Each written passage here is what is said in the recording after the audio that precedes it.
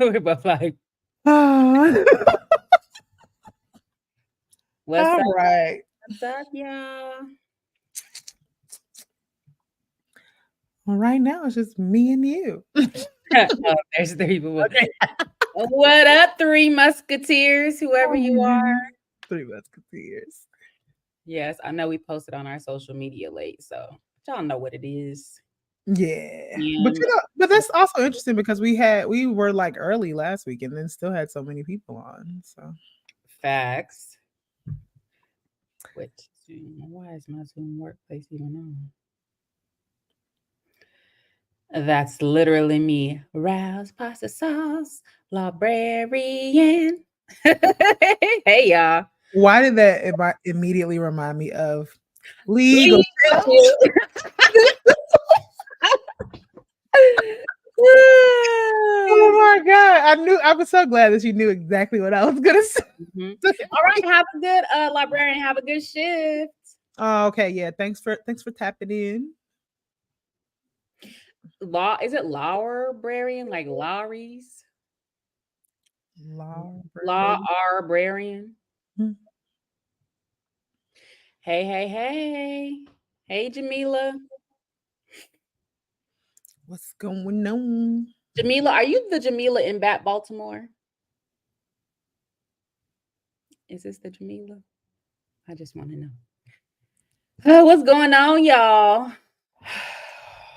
What's going on? What's the weather like in Detroit today? It's like overcast and rainy and cold today. It's partly cloudy, like 54 degrees, I think it was. It was raining yesterday. So, Oh, they said librarian, like lore. Oh, that's interesting. like lore. That's how they spelled it. LOREBREH. Oh, I see. Okay. Is like that part of your last name? Librarian. That's good though. That's Jamila said I is. not is and Yes, am I is. 70 and partly cloudy in DC. That's not bad. No, Y'all that's not. I can't. Yeah. what's it in Boston? What is the temperature? See, look, I ain't been outside today because I've been doing podcasts all day, but I'm sitting here looking out my window. It's 51, so yeah.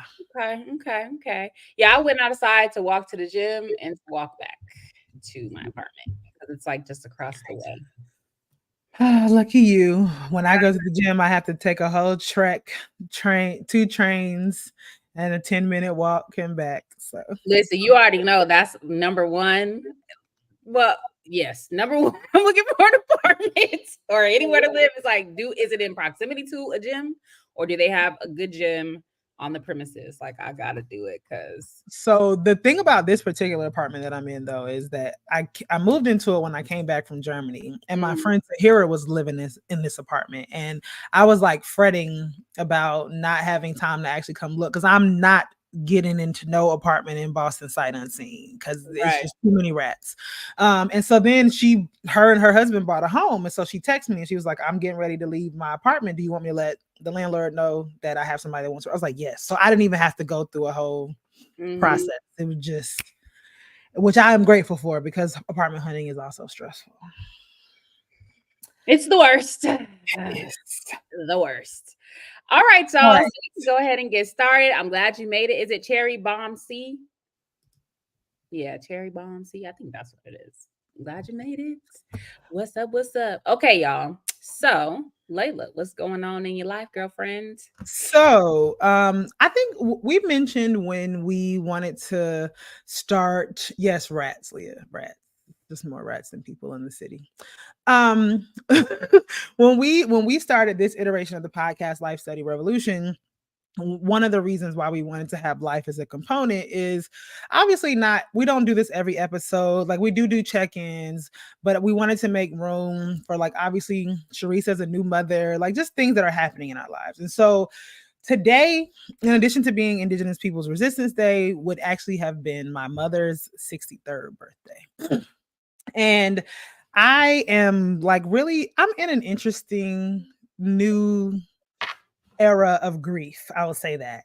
And the reason why I say that is because I think I really do acknowledge that like grief is an ongoing process and it looks different. It's not like you're done grieving. Although I have to say I'm not in like the immediate aftermath of like the sad, everything makes me sad. Like I'm in a different kind of reflective stage of grief.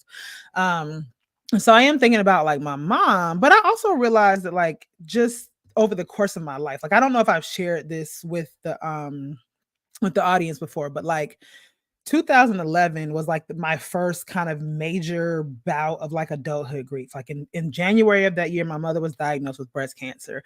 In February of that year, she had a mastectomy. In May of that year, I got married. And we all know the outcome of that. A week after my wedding, my grandmother, my maternal grandmother, passed away. I then went to my grandmother's funeral, left the country to do field work. And then in December of that same year, my 10-year-old cousin passed away. And so like that was just like a major season of grief. And then in 2018, I had another kind of bout like that. Like I moved to Boston. Within a few weeks of me moving to Boston, my mother died of a massive heart attack. She was on life support. She had a heart attack on September 20th. She passed away on September 23rd.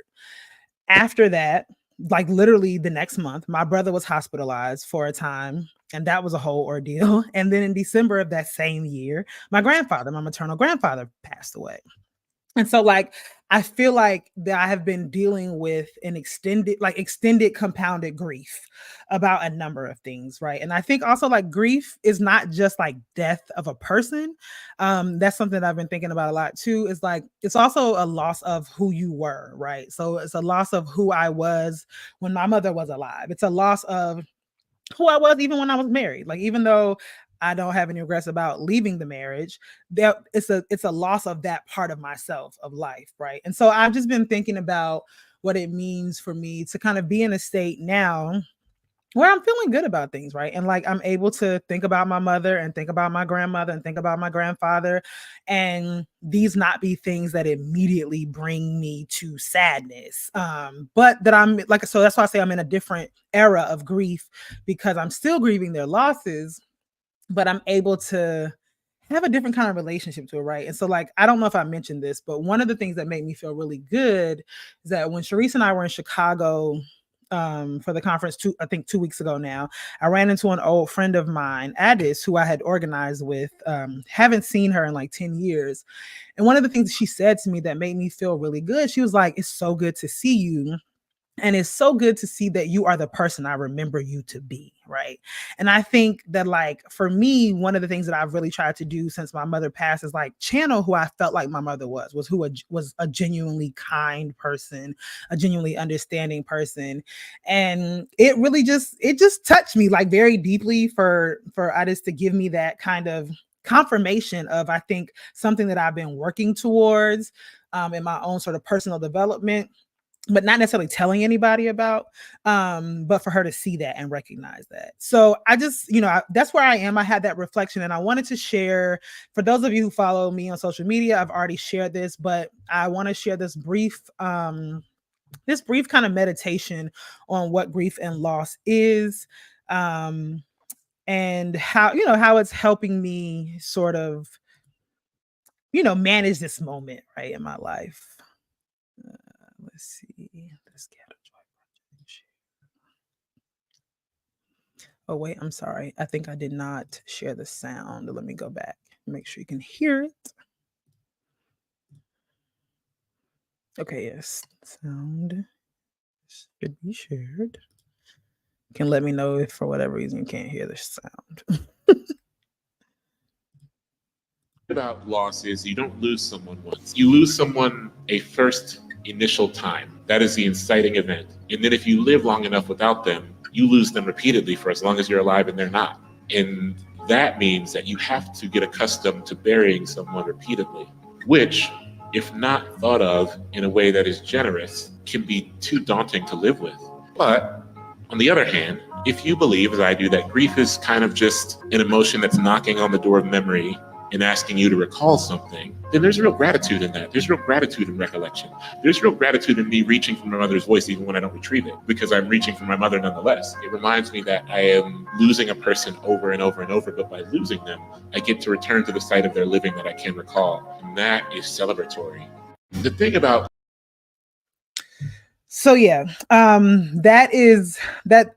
By the way, that the person who was speaking is a poet and author. His name is Hanif Abdurrahman, and I think he has like a new book out about like basketball or something. But I believe he experienced like a stint of homelessness, and so he has a series of a series of books that are a series of essays, sort of about life and kind of reflecting on those things. And so I found MacArthur, so I meant to ask him. Let me hold like 1,000 bees. You can afford it. So yeah, so I just wanted to share that. I don't know if other people might be in similar stages or phases of their life, but just to say that 6 years in to the grieving process of my mother.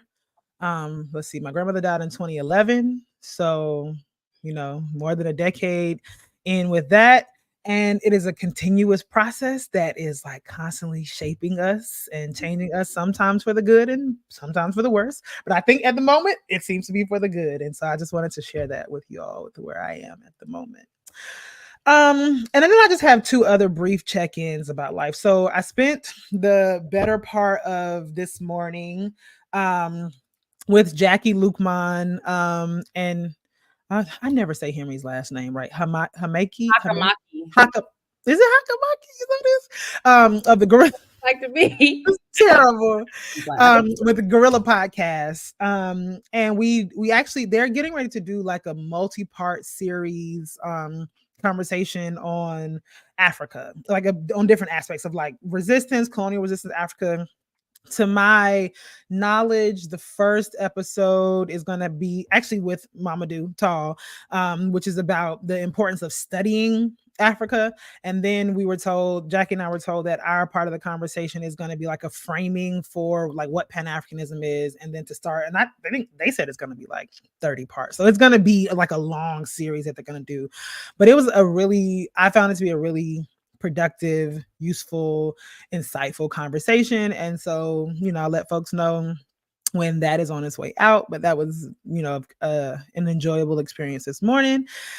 And then the last is that I am now in the third year of my tenure track position, and I'm coming up on the third year review. And the third year review is like the big pre-tenure review to like determine whether or not you're on track to make tenure.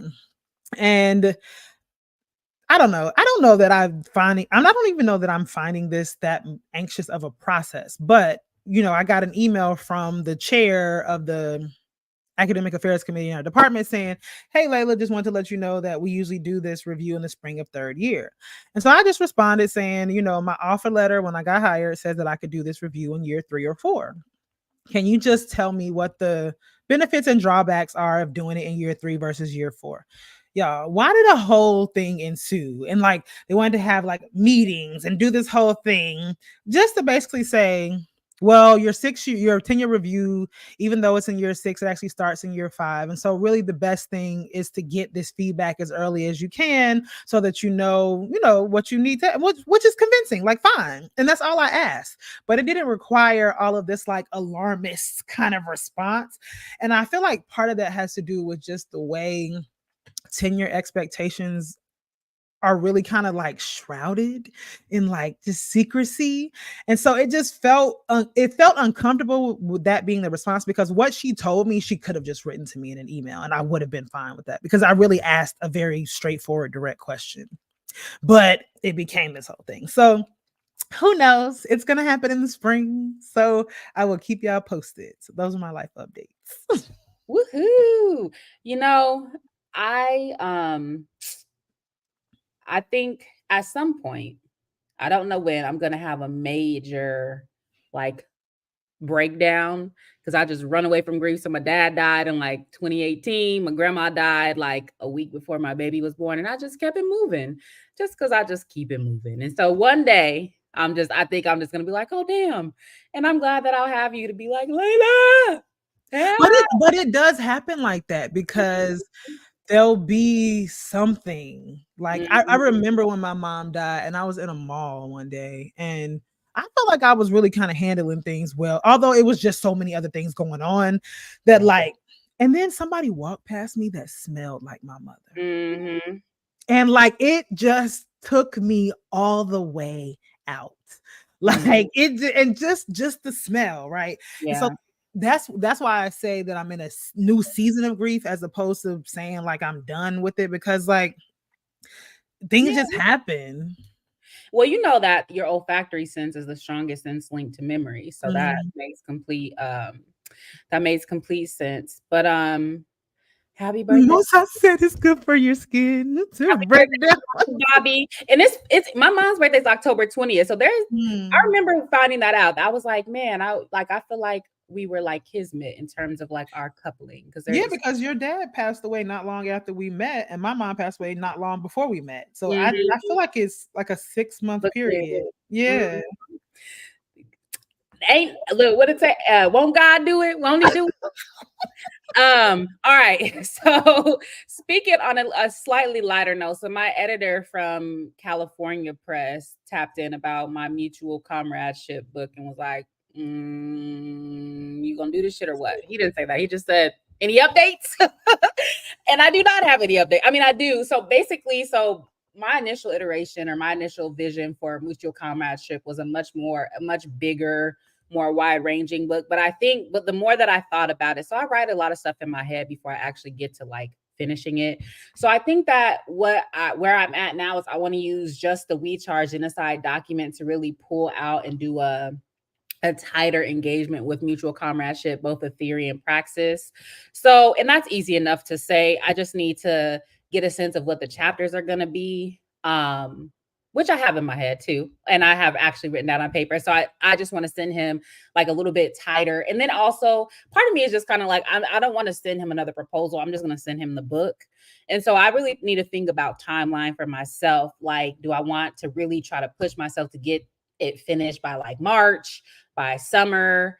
And I'm going to apply for this Humanity Center fellowship. See, okay, bracket that. So here's the thing, y'all. I need to teach more. What like to go up for like review at Wayne State. My scholarship is fine, but I need to teach more. And so, like, on the one hand, I actually don't need to apply for any fellowships, even a residential fellowship, because the fellowship is teaching releases. But on the other hand, I feel like, listen, I think I'm doing a good thing because it's like I'm not showing you the type of scholar I'm gonna be. I'm gonna be on leave every other year or every 2 years. That's just the nature of who I am. I'm gonna do what needs to be done while I'm there, but then I'm gonna go and do other things because that's the nature of research. And so, anyway, I need to tap in with my editor. I got you, Niels. I'll send you an email by the end of the week if you're watching. Hopefully, you're not. What else, y'all? So there's not a whole lot I can say. So I mentioned I think last week that I've become the co-chair of the Detroit Center for Black Studies Steering Committee. And that's part of this $6 million Black Studies grant that our former vice provost got before he resigned, but was basically fired. And so a lot of people have reached out about this because there was some relatively, I wouldn't say a lot, but there was some hubbub about it. Like, wow, this is a real commitment to Black studies, but that shit is always a chimera, y'all. They don't care about Black studies. And so we just as part of this cluster hire, we were trying to hire a new chair for our department. We hired somebody as the chair only for them to come in and say she cannot be chair as soon as she starts. There has to be this whole other process and rigmarole, which they said nothing about as we were doing the search for a chair. They came in and said that, oh, we didn't realize you were searching for a chair, even though they knew what was happening. It was just there's a lot of hostility, I think, to our department, African American Studies at Wayne State, that may be familiar to other Black studies professors. And they do these like sneak attacks. Sometimes they try to just do benign neglect. Sometimes it is like a systematic attack. There's all these different ways that they show that they're deep hostility. But we had that meeting just this past week, and it was very goofy. And so You know, if you've seen anything about this grant, all I'm saying is don't believe the hype. Like, yes, they are doing the hires. Yes, we are setting up this Detroit Center for Black Studies, but as far as it being a sort of representation of this deep investment or abiding commitment to Black studies, absolutely fucking not. It is not that. And you know, whatever. And it's not DEI. Like sometimes they're trying to treat it as like a DEI thing just for people to get more Blacks, whatever they do in their departments. Like, it's really crazy. But so whatever, if you all are PIs for this type of grant at your institutions, don't be raggedy. Like, do right by it or just let it go, because it makes sure you have buy-in from your institution prior to you doing these type of grants, because it's a whole shit show if the institution would just rather not support it. So there's that. And then, so it is grad school application season, which is awesome. And so there's two people in particular. I don't know if they want people to know they're applying for grad school, but there's two people in particular that I'm helping along the way with these applications that I'm very proud of. Cannot wait. So there are two comrades from Black Alliance for Peace. That's as much as I'll say, but I'm very excited for them. I think that their applications are going to do well. And it's always an interesting balance between like keeping it 100, which I'll always do with students, but then also I also want my really brilliant comrades and students to go to graduate school, because I think there is some merit and benefit to having a space to study, right? To study and to really sit seriously with ideas. And that is like why you're there, right? Which is different than independent scholars, I think. And so fingers crossed for those people. There are a lot of letters to be written because of this, but it's exciting. I wonder if it's the same too. We'll have to check in with you afterwards. I know there's at least one. Okay. I told that one, like, you got to hit up Layla because okay. I think I know who you're talking about. I think it's both of them. I think it's both of them. Yeah. Exactly. And both, interestingly, are interested in anthro and Black studies. And so I was like, yeah. Always Layla, always Jameen Marm, like my two people I have to talk to. So that's it for me for updates. Comments? Questions, comments, concerns? Philosophical thoughts. Questions, comments, or philosophical thoughts? Okay. All right. So as you all know, we like to do this practice of reading back our comments. We're not getting as many comments, y'all, which is not necessarily a bad thing, but we just have a quick few to get through. So this is from last week's show. So One Black Anthropy said, please leave the comments y'all select to put up on the screen for at least 10 seconds. We got you. I do know that, when we throw them up there really quickly, they are hard to read. So we will try to be more mindful of that. Mm-hmm. The Namdi X Revolutionary 8883 put 12 minutes, the 12-minute timestamp, then laughing emoji SMH. And I think that was around the conversation about Layla's shower and if her lack of access to shower merited throwing that class on Zoom. So that was humorous. By the way, my water was fixed the next day. Although at one point in time they were talking about they might have to go into the wall, and the wall is in my bedroom, and I was just like, oh, I don't have time for all this. But fortunately that did not happen. So within 24 hours that situation was resolved. Right. Okay. What did they say? Librarian.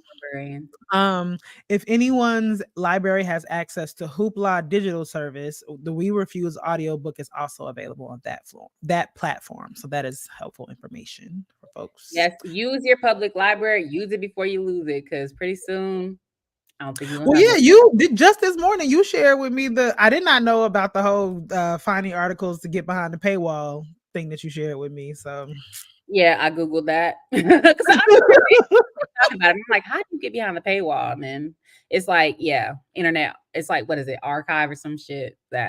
Anyway, I'll share it in the chat. I'll find it. Yeah. Okay. So then, eighth sack. Okay, that's a lot of weed. That's a reference to. Okay, so eighth sack said people like Coates are not connected to movement. They're connected to book sales, PR teams, and self-aggrandizing pronouncements. Our political education and growth without any clear aims. Hence why in all of his interviews, he's very careful to say apartheid and racism, but hasn't dared to mention settler colonialism or imperialism. Fair. Oh, I've seen a few. I mean, and, this has nothing to do with defending Ta-Nehisi Coates. I don't care about the cult of celebrity, but I do think sometimes, because like with those of us Black folks, radical folks on the left, sometimes because we are disdainful of the way that particular kinds of things are being taken up and like, taken to certain extents at certain points in time when we've been doing these things, we've been talking about these things. I think sometimes we can be kind of like, and I'm not saying this about that person, but I think we can be kind of catty and dismissive of people's own sort of political development and progress. And I will say that I've watched a few others. I don't know that he said imperialism. I cannot say that, but I do believe he has said settler colonialism. Have you said genocide? He has said genocide also. Mm. And again, this is not about Ta-Nehisi Coates as a person, but I also just think that, part of what we have this podcast because we want to be able to give people access to some of the things that we know that we have access to, whatever. And so part of I think doing this in earnest is allowing people to experience their own political growth. And again, this is not about Ta-Nehisi Coates the individual, but they're like recognizing that people can be in a fucked up place and can also change from that. So I agree with that. I do agree. I think that we have to have some political humility at times. And people always like, you got to meet people where they are, meet people where they are, meet people where they are. But like, I don't know how much we actually engage in that as praxis. At the same time that I do want us to continue to be vigilant to be able to discern between, people developing politically and people pimping political moments for whatever purposes that have nothing to do with movement, organizations, or people. Yeah. Sometimes that could be hard to discern with these types. All right. And then the last comment oh no, you read that. Sorry. Wait. No, it's from the same person, but you didn't read this. And it said, Eighth Sack said, she's for they, them, Trump is for you, cracks me up every single time. I still have not seen this ad, but there's two now. There's two. Like, I'm just telling you, one of them crackers was in there over there like, bro, this is going to shake things up. Like, somebody really thought that was bars. And these people. Relative to this though, did you see that there was so-called a third assassination attempt on Trump? Really? No, I did not. Third foiled assassination attempt. This is just my thing. First of all, they're all at Trump rallies. And I don't want to say nothing crazy because they be looking for this crazy stuff, but I'm just like, why are all these people so bad at what it is at their self-appointed tasks? That's all I'm gonna say. Why are they all so inept at their self-appointed tasks? It's goofy. Yeah. Anyway. Anywho, yeah. Don't wish no harm on the man. No, but I'm just saying. No, me too. It's like, come on, y'all are the fucking gun people. Don't the fuck? And what do they say about humans? The most dead was it? Anyway, whatever. All right. Okay. Yes, let's move on to the content. So as y'all know, today is Indigenous Peoples Resistance Day here in the continental United States. Although I think this is generally a season of recognizing Indigenous people's resistance throughout the Western Hemisphere. And so we wanted to have a kind of a longer conversation about Indigenous people's resistance from a few different points of view. And so I'll let Sharice kick us off. Okay. So I wanted to start off by reading something from Leonard Peltier's prison writings. Prison writings, My Life is My Sundance. And Leonard Peltier, I think, is like the longest serving Indigenous political prisoner. And he's up there with, he was incarcerated with people like Rochelle McGee, etc. He was in that era, like that 1960s, 1970s era. So even preceding Mumia, we need to free them all. And there is a systematic campaign to free Leonard Peltier. I believe he is octogenarian, getting older, aging. Of course, there's all sorts of ailments that come from being incarcerated long term, the terrible food, terrible conditions, the psychological, physical, and emotional abuse that comes with that. So So I wanted to lift up Leonard Peltier. So we're reading chapter 36. It's in a section called A Message to Humanity. So he starts by saying, I can tell you this. We don't ask for vengeance or even want it. I set aside all accusations because I know all too well what it is to be the accused. I set aside all condemnations because I know all too well what it is to be the condemned. We seek not revenge, but reconciliation and mutual respect among our peoples. We may be of different nations, but we are still of the same society and we share the same land. We all want justice, equality, fairness, the very principles on which America is founded and by its own constitution supposedly bestows on all within its borders, even Indians. Is that too much to ask? We don't expect perfection of others or demand it.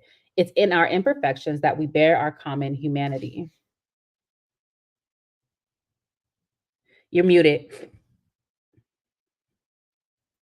Sorry, y'all. The past can't be changed. That's true. No one can bring the dead back, but we can do something for the living. Economic reparations to Native Americans are absolutely essential for a just future, as is the return of sacred sites and significant pieces of ancestral territory, as well as a fair share of the natural resources on lands taken in violation of treaties. Native Americans and Indigenous peoples everywhere should be given a special stewardship over the land. They are the guardians of Mother Earth, her representatives, and will always speak out against her destruction. Such steps must begin with a formal acknowledgement of past abuses. Canada has now made a promising step in that direction with its history-making January 1998 Statement of Reconciliation to its native peoples. The statement reads, as a country, we are burdened by past actions that resulted in weakening the identity of Aboriginal peoples, suppressing their languages and cultures, and outlawing spiritual practices. The government of Canada today formally expresses to all Aboriginal people in Canada our profound regret for past actions of the federal government, which have contributed to these difficult pages in the history of our relationship together. It's never we super exploited you, we took your resources. It's always the cultural, and that those things are important, but it's never like, all right, we about to run it back now. It's like, here's a tiny percentage of our tax dollars to do some bullshit. All right, the Canadian government has also established a healing fund of 350 million specifically earmarked to assist victims of physical and mental abuse in the government-run schools that so long tortured Indian children for being who they are. Those inhuman schools, fortunately, were closed in Canada during the 1970s. The Healing Fund should be increased manyfold to assist all the Native peoples of Canada on a continuing basis. Land claims, too, must be seriously addressed. Similar moves by the United States and by all nations with dispossessed Indigenous populations could go a long way toward the great healing that I see taking place at the beginning of the new millennium. It's impossible, of course, to pay us reparations for a mother or a child or a husband murdered or starved or falsely imprisoned. But I look at our children and I see the future in them, a future filled with freedom and possibility. We Indians were supposed to have vanished long ago, yet here we are. Every one of our children is a miracle. So let's focus our energies and our love on these children, those holy offspring. Each and every Indian child is Crazy Horse reborn. Ours is the Crazy Horse spirit. It's who we are. Kill us, but the spirit doesn't die. It's reborn in the next Indian child and the next. So let us bless our children just as their very existence blesses us. The law I look to for justice for my people is not the white man's law, the unnatural law, the man-given law. The law my people and I look to is the law of the Great Spirit, which never ceases to work and whose workings are invariably implacable and just. And by that law, there will be freedom for my grandchildren and your grandchildren to live in peace and harmony with all other decent human beings of this world. The light I am seeing will ignite, and together we will be able to watch it grow until there is justice for all people everywhere. We of this generation won't even be here when the world becomes theirs. Let those of us who have muddled our own time so badly come to terms with each other now and here. Must we pass this hatred and injustice and wickedness on to future innocent generations? Must we make them guilty too? Can we resolve this thing between us now and finally end it? I am praying that we can. My life is an instrument for that purpose. Today in South Africa, that longtime stronghold of apartheid and racism, an era of oppression by one people over another, has begun fading, and a new era of equality and dignity has dawned. President Nelson Mandela, a man only recently in a situation parallel to mine, in prison for standing up for his people, now leads not only his own people, but an entire state of peoples. He is living proof that the edict of the people outweighs the verdict of the government. His example should be an inspiration and a tool for our own struggle. Today in South Africa, men and women from both sides are being allowed to come forward in public truth and reconciliation tribunals to confess their misdeeds and be given political absolution. That, I think, won't be necessary here. Besides, the trials will take centuries. We need not courtrooms but schoolrooms, not jails and prisons, but decent homes and jobs for the millions of every color, including many, many white people who are being denied their human and civil rights every day of every week by the special interests that are trying to steal America. Government must be by, of, and for the people, not by, of, and for the special interests. Read your own Declaration of Independence and Constitution, America. It's all there. If building more prisons for those of us who are unlike yourselves is to be your strategy, then I promise you, you cannot build enough prisons to hold us all. I ask America, as one familiar with your darkest side, as well as with your shining possibilities, rethink this current craze for building ever more prisons for ever more of those of us born different than you. We don't need more prisons. We need more compassion. That compassion is our own highest possibility. Democracy means difference, not sameness. Allow us our differences as we allow you yours. We don't conflict with each other, we complement each other. We need each other. Each of us is responsible for what happens on this earth. We are each absolutely essential, each totally irreplaceable. Each of us is the swing vote in the bitter election battle now being waged between our best and our worst possibilities. How are you going to cast your all important ballot? Humanity awaits your decision. We must each be an army of one, the endless struggle between the goodness we are all capable of and the evil that threatens us all from without as well as from within. Yes, we can each be an army of one. One good man or one good woman can change the world, can push back the evil, and their work can be a beacon for millions, for billions. Are you that man or woman? If so, may the Great Spirit bless you. If not, why not? We must each of us be that person that will transform the world overnight. That will be a miracle, yes, but a miracle within our power, our healing power. To heal will require a great effort and a change of heart from all of us. To heal means that we will begin to look upon one another with respect and tolerance instead of prejudice, distrust, and hatred. We will have to teach our children, as well as ourselves, to love the diversity of humanity. To heal as we will have to make a or to heal, we will have to make a conscious effort to live as the Creator intended, as sisters and brothers, all of one human family, caretakers of this fragile, perishable, and sacred earth. To heal, we will have to come to the realization that we are all under a life sentence together and there's no chance for a parole. We can do it. Yes, you and I and all of us together. Now is the time. Now is the only possible time. Let the great healing begin. Sorry, y'all. I was a little slow on that last one, shifting the slide. All good. So that is the piece from Leonard Peltier. And I'm trying to push down the the nihilism in myself and just respect what the elder has put out there and the broader humanitarian vision that I think, irrespective of ideology, irrespective of where we are currently, that is the ultimate goal, to be able to be self-determining peoples in cooperation and in connection with one another beyond all the man-made differences that we've imposed. And I think that that's something to meditate on Indigenous Peoples Resistance Day. Yeah, and I think, so there's two other things that we want to share to kind of talk about in the context of this. But what I think in terms of how we were trying to think of some of the things that we would engage with today, one is to engage with the writings, the philosophy, the thought, the praxis of Indigenous peoples who we see, see ourselves as being linked in struggle with, right? But then there's also we've had this conversation on many occasions that what does it mean to have these sort of commemorative holidays and what do they look like, right?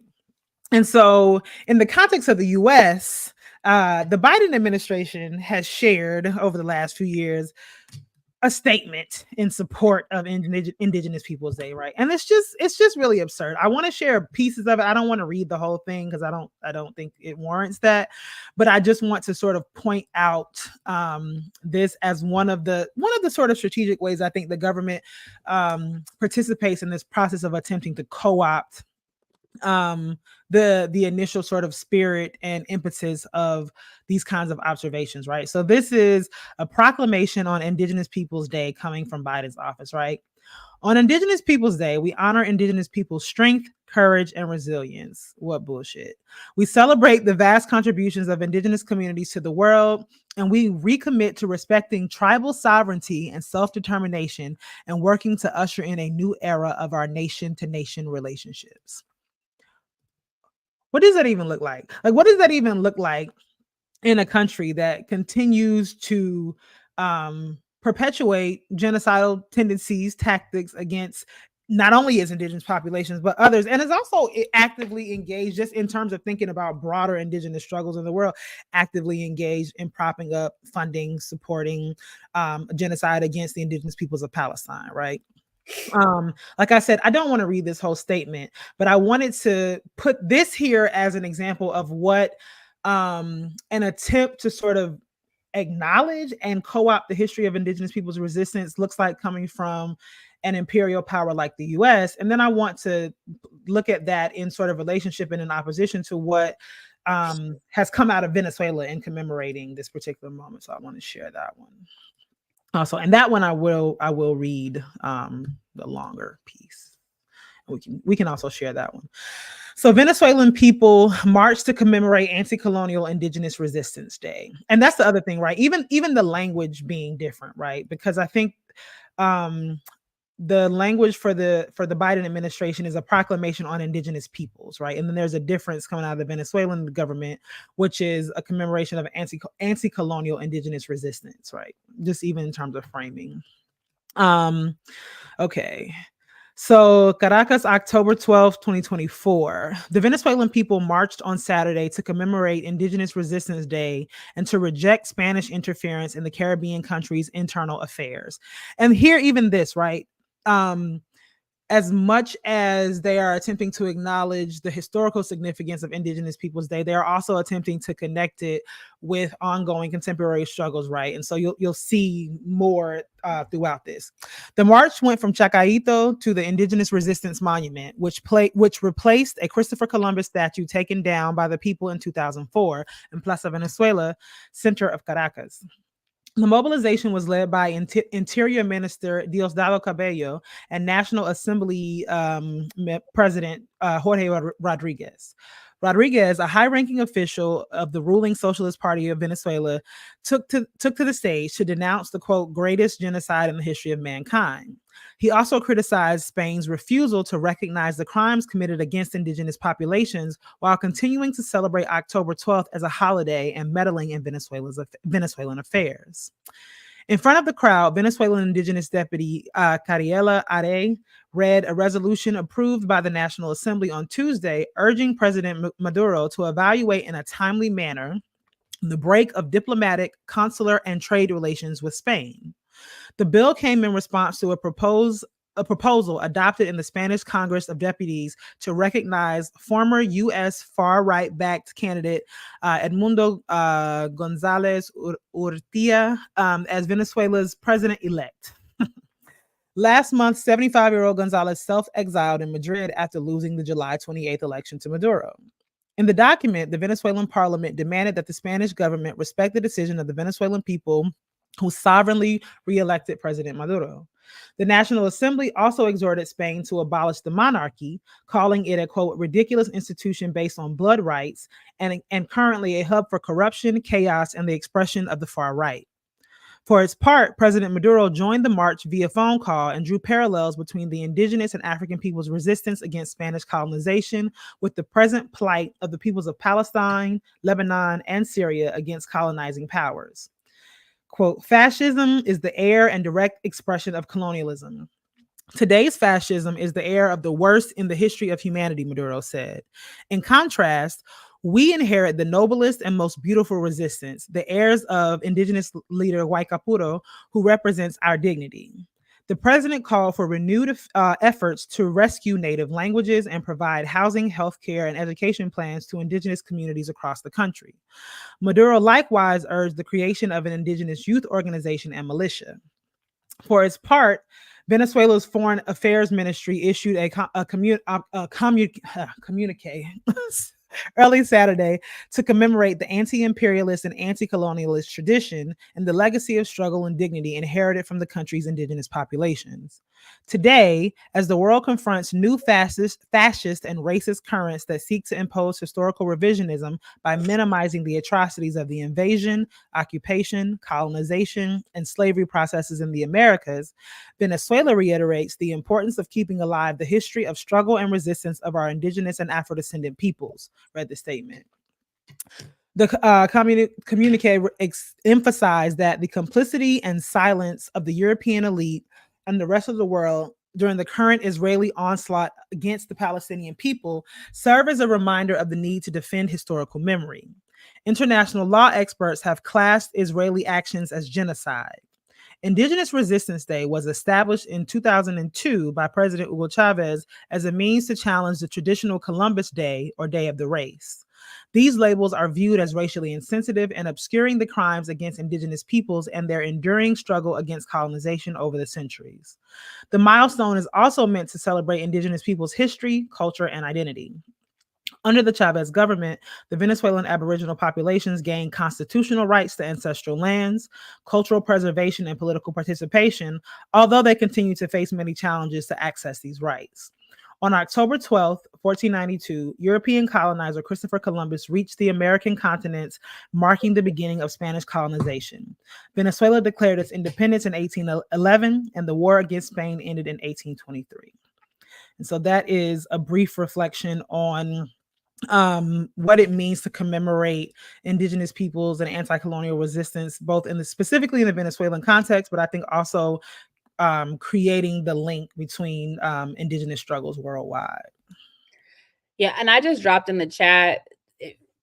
We have a Google Drive that has all of some of the readings that we've covered. I don't even know. Sometimes we forget to drop stuff in there, but the readings certainly from today and from previous episodes last season.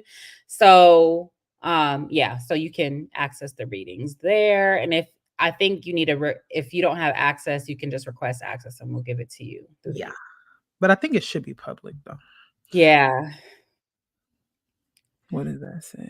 I remember reading the Spanish king refused to apologize to Mexico's indigenous population too. He was very disrespectful. You know, I don't give a fuck about these apologies. I know that people think that they're an important first step, but if it just stops at the apology, like our bad, it's like land acknowledgments, like our bad, we took your shit, and there's no further commitment to do anything about it. It's like if somebody beat the shit out of you, stole your purse, stole your car, you know what I mean? Slapped your mama, did all this shit, and then like sent your email like, that was real fucked up. I'm sorry. But this is also the nature of the conversation around reparations too, because obviously, you know, the question about reparations, there are conversations over like resources and different things, but then there's also like questions about can that harm ever really be repaired? And if you did all this shit, like you're talking about hundreds of years and continuing into today, right? And so I think it's even interesting, at least in the Venezuelan context, because, you know, Maduro is attempting to draw the connections between both the indigenous and the African descendant population, which on the one hand, I think is largely as a result of that being the base, right, of the Bolivarian Revolution support. But one of the ongoing controversies, even in Venezuela, is that while indigenous peoples received constitutional recognition in the new iteration of the 1998 Constitution, Afro-descendant people are still struggling for that, right? There have been laws created and enacted. There have been, you know, new norms developed around sort of curricular matters and other kinds of things, but there's still the issue of the way the Afro-descendant population is understood vis-a-vis the state. And that has a lot to do with the way In terms of like raciology, indigenous peoples are understood to be ethnically distinct in ways that Black people are not, because we speak the colonial language, because a lot of cultural norms are not the same, but are not distinct in the ways that people recognize indigenous people's cultural customs and practices. So again, this is not to say that Venezuela is an example without reproach, or that doesn't still have issues, but I do think they do represent different kinds of approaches to the issue. And I think this is the difference between a cultural versus an economic argument. Like, Yeah. and this is the culturalism that I am very critical of, because it's like, okay, yeah, whatever, fine, distinct culture, blah, blah, blah. Although we do have that. It's what's, at least in the Yeah. African American context, is what's swagger Yeah. jacked all over the world. But it's also like, fine, run it. We literally built materially this thing. And so I think it's always a strategic evasion to turn to like culture and spirituality, again, which are very important, but that always allows for an invasion of like the material repair, even if you cannot make up for all of the sort of the destruction of life worlds. Run it though, try materially. And I don't talk about your apology, you ain't even got to be sorry, you could be like, that's what y'all deserve, but I'm still going to provide resources in your ongoing effort to be self-determining. Yeah, don't be sorry, do better. Right. Don't be sorry, ho. Be careful. Okay. So now we're gonna turn to a slightly different conversation. We're doing a lot of reading today, y'all. But I'm We gonna say are. our reading is getting better. Because like not so much stumbling, fumbling, bubbling. I could only speak for myself. I'm not the best reader, but out loud. But we doing a lot more. Honestly, I feel the same way, because I do be struggling but you know what I realize I think it is for me? It's that because I'll be trying to read things fast. And I think when I really do just intentionally try to slow down, it's different. Yeah, no, definitely abolish the museum, like for sure, for sure. We say apology can be the cherry on top of doing better. Don't just serve the cherry. I don't need no apology. I don't give a fuck about your feelings. Like, I don't care. I promise you, I don't. Like, you gotta apologize. You don't. It reminds me of like, the jokes about like Caribbean parents where they ain't gonna say sorry. They're gonna fix you a meal though, right? They're gonna do something materially to convey, right, the to convey the apology. So like, don't tell me shit. I don't care. But I feel you. But I still think acknowledgement matters. But an acknowledgement is not necessarily an apology. Like acknowledging you did it to me is important. Like, yeah, okay, I did it, and therefore that's culpability. That's different than saying I'm sorry, because these people don't be sorry. So if they're saying they're sorry, they're lying. But anyways, I don't know. But I do understand that it matters to the community, right? It matters to a lot of people in our community, and to that extent, run the apology and the land acknowledgement and whatever else alongside the dead. Can you go to the post first? I'm just trying to make sure I pull up the right thing. Oh, reading. Okay, Yeah. y'all. So I don't know how to share my screen or anything. Oh, I can share the screen though. Layla knows how to do that. Okay, so there was this post on Instagram from Kaise Lehman. And so we're thinking this has to do with the election. And y'all know how I feel about electoral politics. I think they're dumb, especially the 4-year election hustle.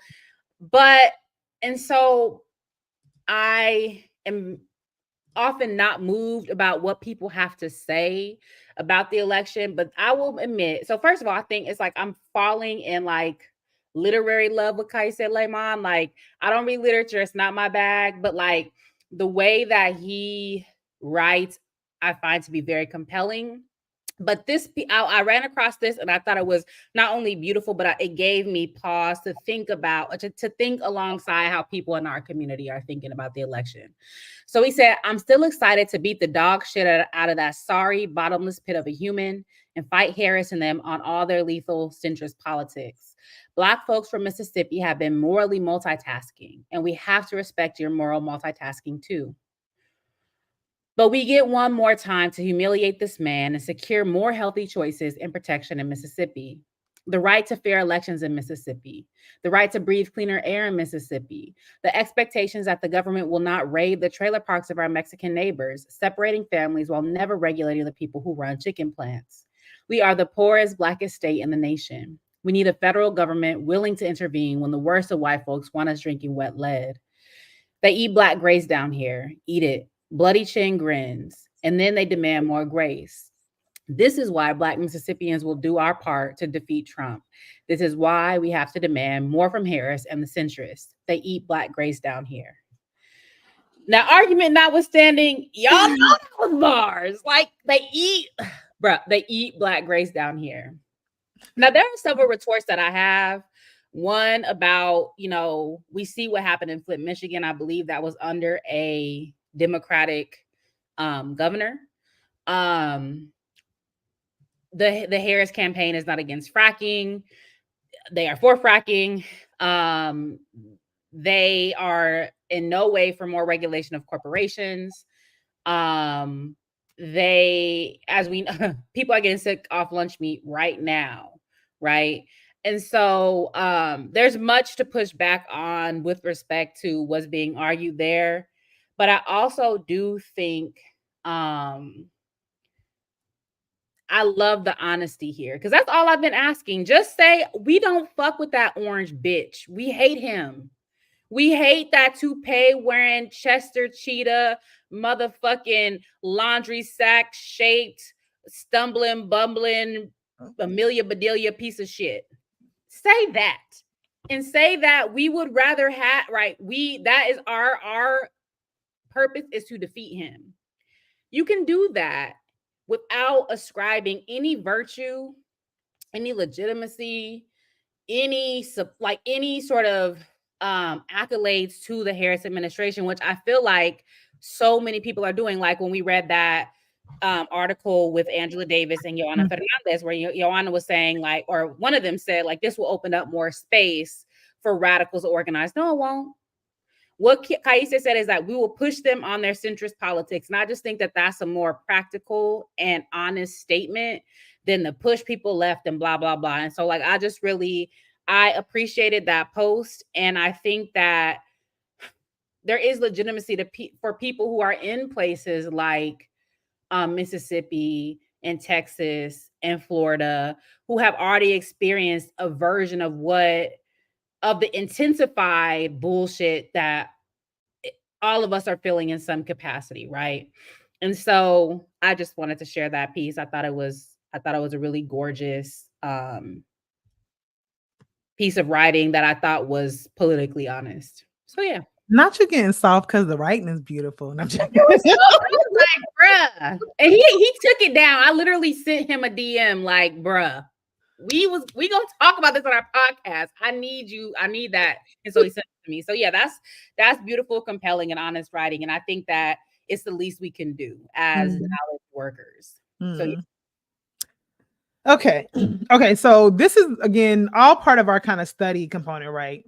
And so one of the things that I wanted to also offer up for study this week is actually a conversation on revolutionary ethics. And it's coming up in a variety of different circles that I'm in for a variety of different things, right? And so, in thinking about codes of conduct, how we relate to one another, how our rules of engagement with one another, what it means for organizational unity, what it means for pushing forward our agendas. I think our conversations that I'm having in a multitude of spaces. And I thought it would be useful to kind of share some of the things that we're reading to discuss that. And so what I wanted to share is a series of excerpts from Sekou Touré's Strategy and Tactics of the Revolution that we might be able to talk together through a little bit more, Charisse. So let me make sure I share the right thing. There's so many things. Okay, let's start reading. That's funny. What'd you say?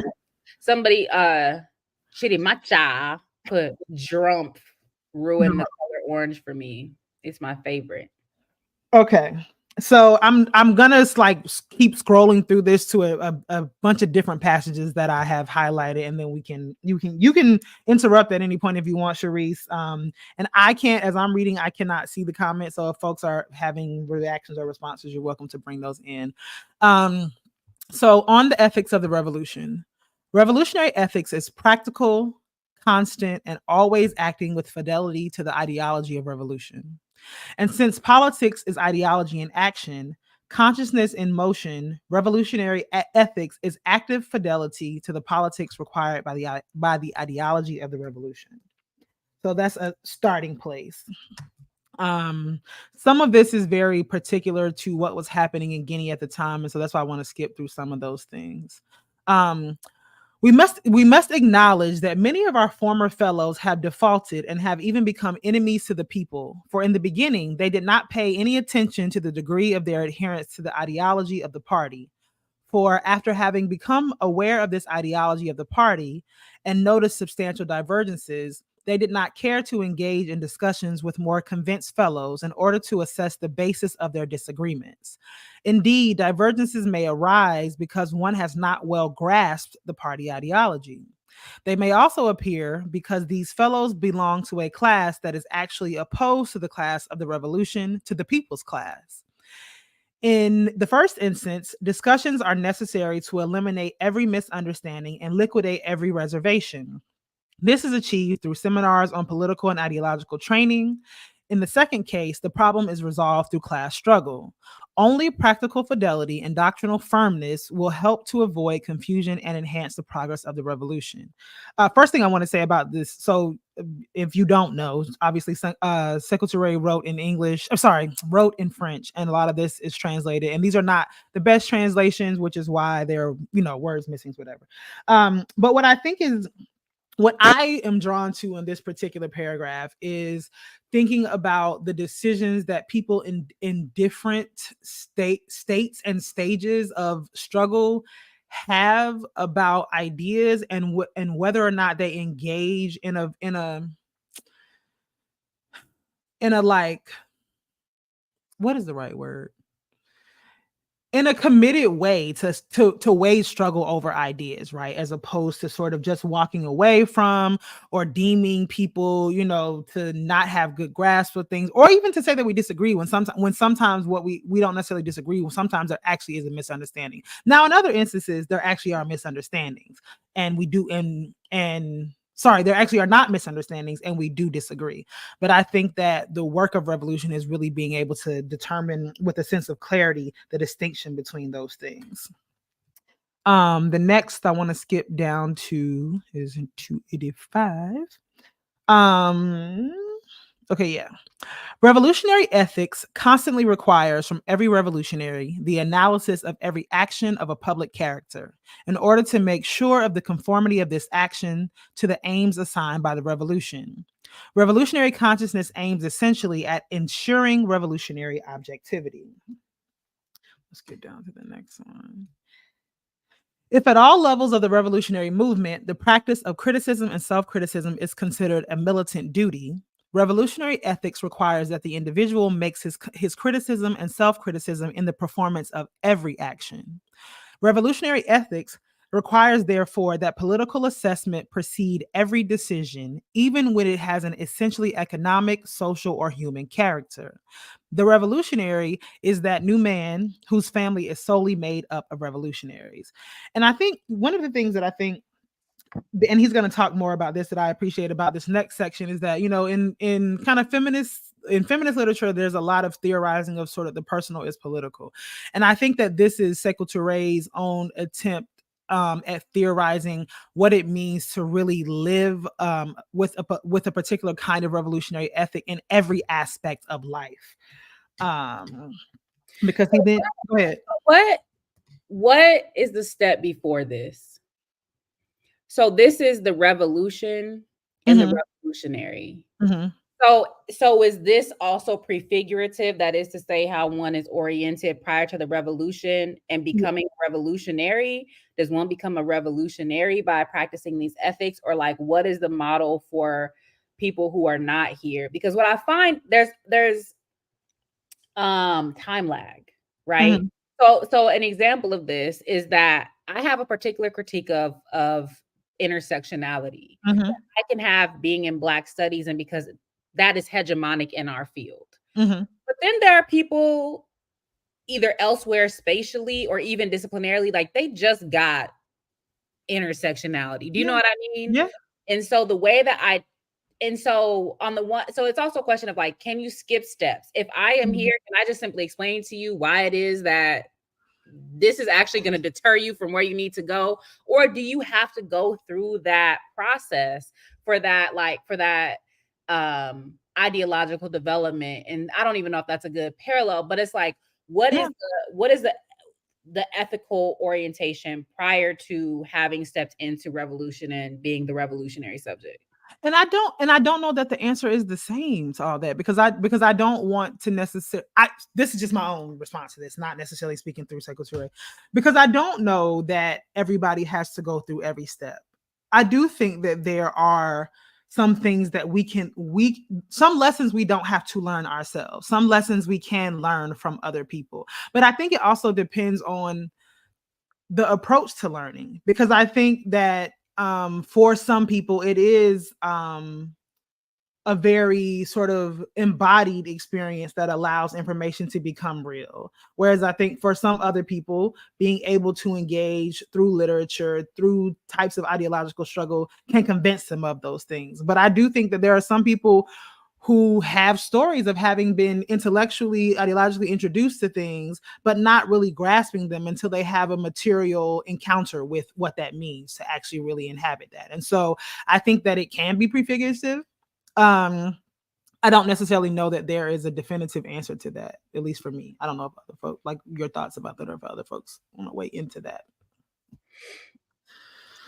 Yeah, let's keep going. Well, I'll monitor the chat. Although this person said Kiki Palmer and Common aren't invited to the revolution. I agree. Okay. Okay, wait, this also, I've grown more patient with people, but I feel like I need to practice disagreeing with comrades. And I do think that there is something there, right? Because like disagreement,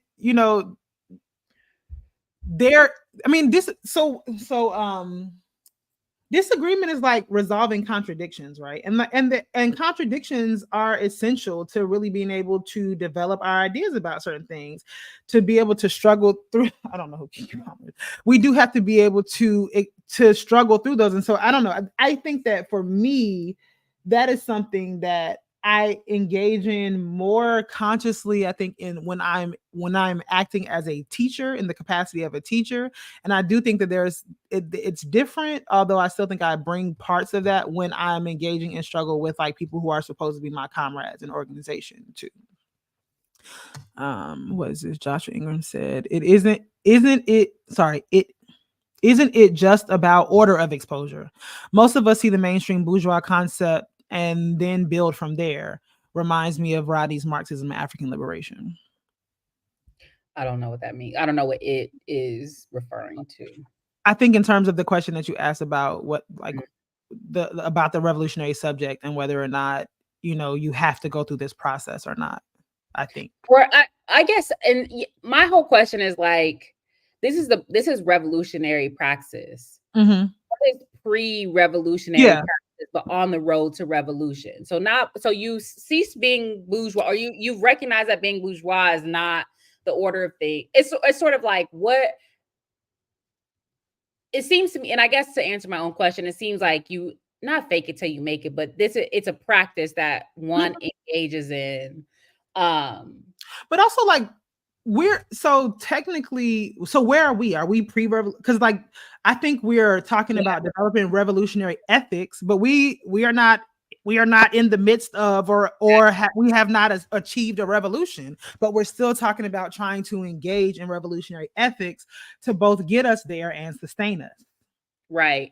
So, because it also reminds me of, this is like tangential, but like the two models of calling oneself a revolutionary.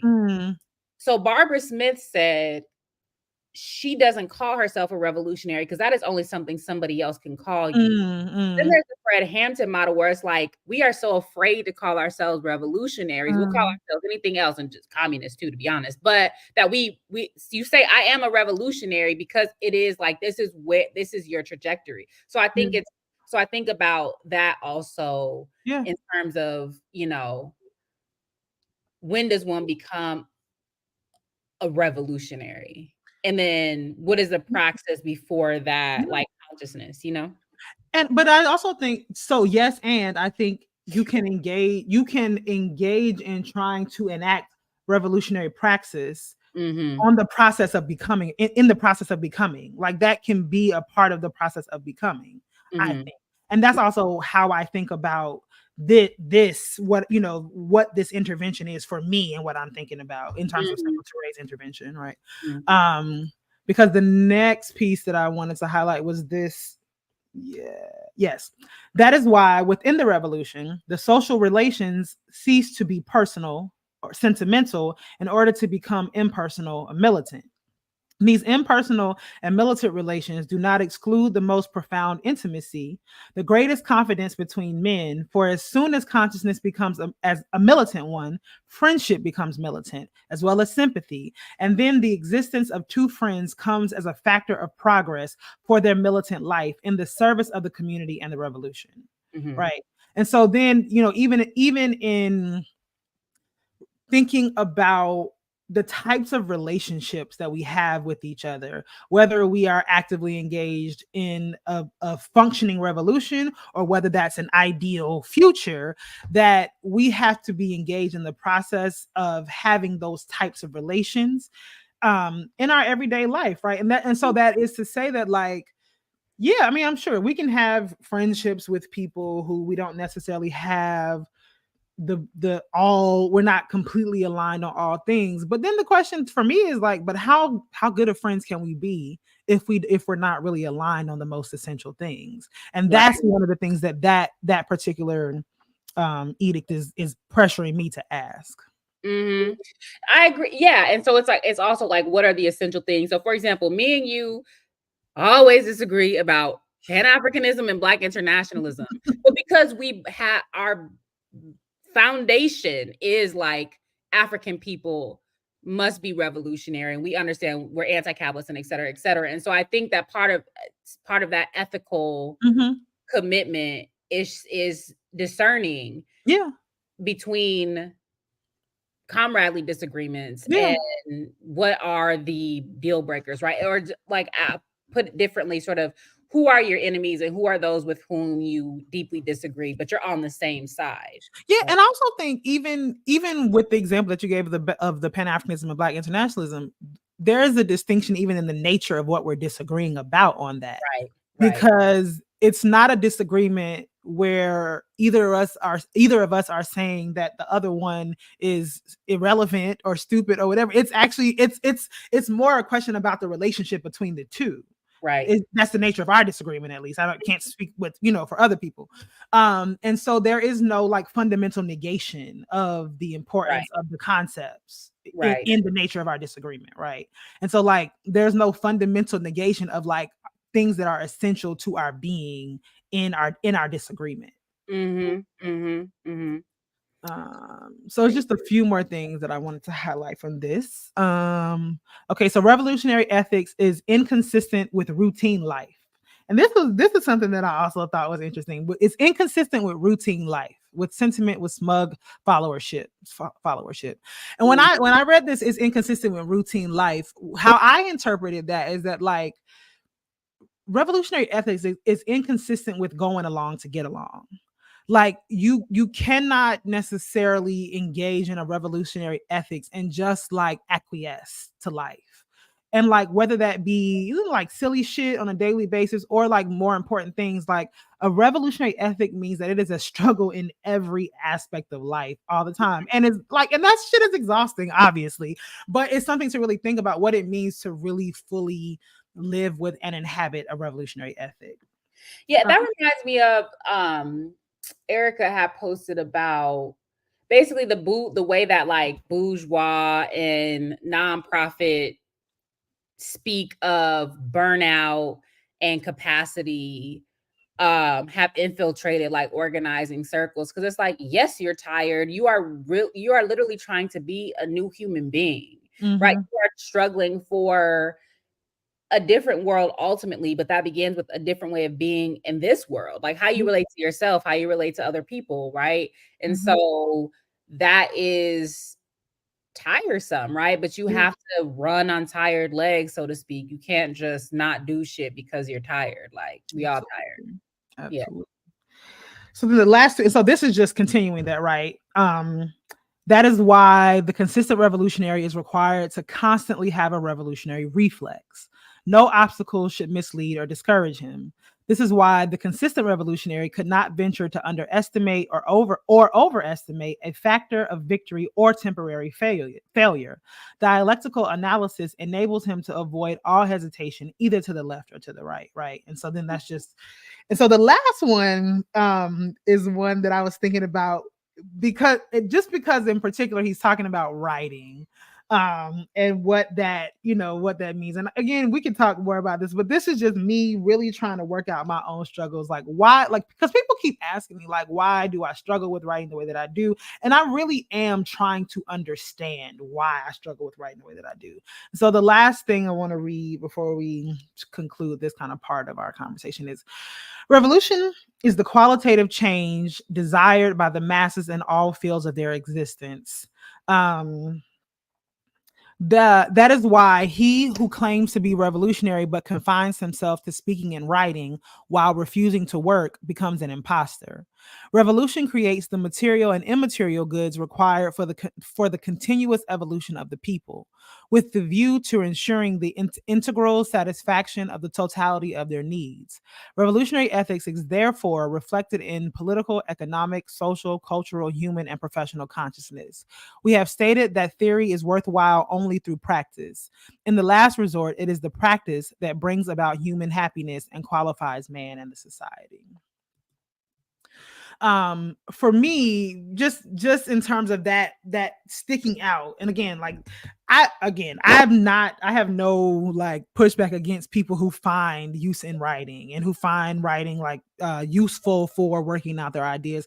But I guess I think what I really struggle with about writing is the antisocial nature of writing for me. And that, like, when people talk about, oh, because like we were just talking about this even before the podcast started, like, in order to be able to write, you actually have to shut out certain things. You have to cut back on certain other kinds of commitments, because you have to have time to yourself, right? And again, that's not a permanent state of being. That's not that you can't exist like that constantly, but it does require that. And I think that for me personally, that idea is so like isolating and I don't know, confining, that it makes me really have like a mental block in relationship to the process of writing. Not that writing, obviously writing is useful, we're sitting here writing about about this particular thing, but I'm really still trying to work through just my own kind of struggles with why can I not sit down to write. But the thing is, to me, it's like you do a lot of things on your own, Mhm. right? Like, that are necessary and good. Like, I know you go to exercise classes, but you also walk by yourself. Like, you do Mhm. your own solo, and Mhm. that's time by yourself. You Mhm. shower by yourself, like, Mhm. and then there's also time. So it's, I guess, maybe thinking about what are the times that you crave solitude? What is it about the time Mhm. where solitude doesn't feel confining or feel antisocial, but feels like affirming? Mhm. Are there ways to sort of think about writing in that way? Or, Mhm. like, it is like, because it is kind of like fake it till you make it. Like, that's why people talk about things like pairing, for example, like doing something you really like before you do a thing you don't like, because it actually Mhm. does change the neural pathways. Mhm. But there are ways, I think that there is a way to think about like writing as like solitude and isolating and individualizing. There are ways of thinking about writing as something that is sort of collective and communal, but that one aspect of it is solo. But then there's like the book workshops, and then like the sharing the writing, getting feedback on the writing, et cetera, et cetera. All of those things are collective, but there's just this one part that you don't even have to do that alone, to be quite honest. You could do that in a group if you want to, but there is that sort of one input that is sort of the solo part. And so, and maybe because I don't participate in, like, because even though we have you and I have had writing groups, but the nature of those writing groups have not actually been like sharing writing and getting feedback. That it's been talking through certain things, but it's not actually the getting collective feedback on the writing. And so I will say that for me, like, I have had very few spaces where, yeah, I've been in a space where I can talk out things with people that I'm thinking about, but like actually like having people read something that I wrote and get feedback on it in a way that is productive, that is distinct from what I experienced in graduate school, because I found in graduate school is a very antagonistic process. And I felt like even in sharing writings, people would ask me basic questions about ideas that was more helpful for them becoming informed about a thing and was not productive for pushing my writing along, right? And so I think that's like, I've also been in those social spaces that I feel like are counterproductive to the process of writing for me, right? And so again, these are things that I think I'm through this process of study. I think through like the way we have structured the podcast, The Life Studying Revolution, I think it's helping me think about, one, just who I want to be in the world and how I want to present that. And I think that this is a useful conversation. Yeah. So Josh said, is this writing for academic production, journalism, letters, etc.? I think of Rodney's groundings, and it seems like a social process. And then this, for me, it's all the above. This person said many people who enjoy writing actually enjoy solitude. Shout out to the introverts. To me, I enjoy my mind. Like I can enjoy thinking, and I enjoy thinking about things and figuring things out. So I guess I don't know if it's the solitude per se, but I do enjoy the company of myself and my ideas. And that comes out in numerous ways. So writing, whatever. But like for some people, the writing just is not their mode of expression. I remember talking to Shiva Lindsay, and she's like, writing is like her third or fourth, like dance is her first. Period. Right. And then writing is like third or fourth. And so it's really just about the friction coming up against the job that unfortunately requires writing to keep your job. So it's sort of like infusing. And that's what it is. Because like I've never been that person. Like I was not a journaler. I was not like, I don't journal. I don't write to myself. When I'm really working through something, I call somebody because I'm like, yo, I'm thinking about this thing. Like, and I want to talk through. But like, when you said you enjoy the company of your mind, like that's not a familiar feeling to me.